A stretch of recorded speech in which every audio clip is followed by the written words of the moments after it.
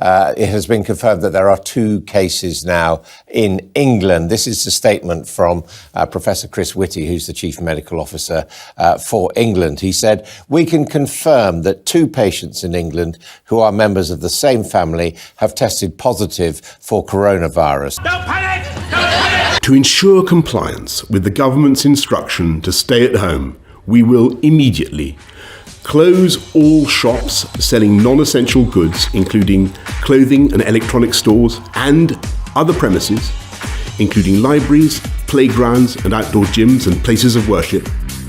We'll stop all gatherings of more than 2 people in public. It's like the Stasi in the old East Germany.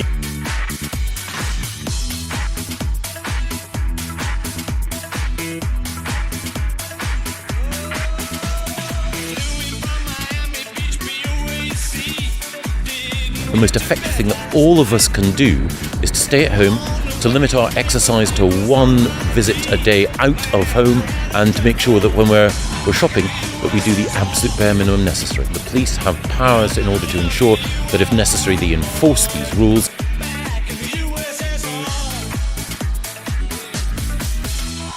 A hysterical slide into a police state, a shameful police force intruding with scant regard to common sense or tradition, an irrational overreaction driven by fear. These are not the accusations of wild-eyed campaigners. They come from the lips of one of our most eminent jurists, Lord Sumption, former Justice of the Supreme Court. Yeah, the fact is, obviously we've had phone calls here from members of the public who are concerned that they've seen people coming here and obviously breaching these regulations.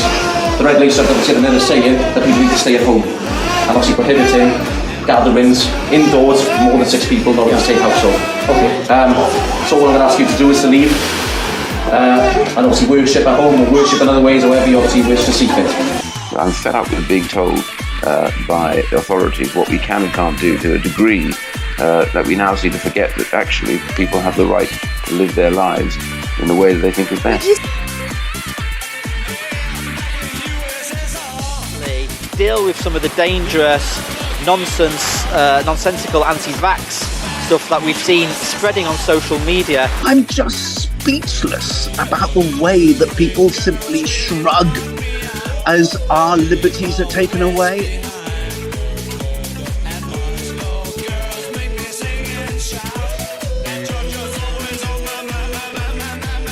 For the 8th weekend in a row, Dyfed-Powys police were stopping tourists in the Brecon Beacons. Officers began their day at Storey Arms and handed out 12 fines in 2 hours.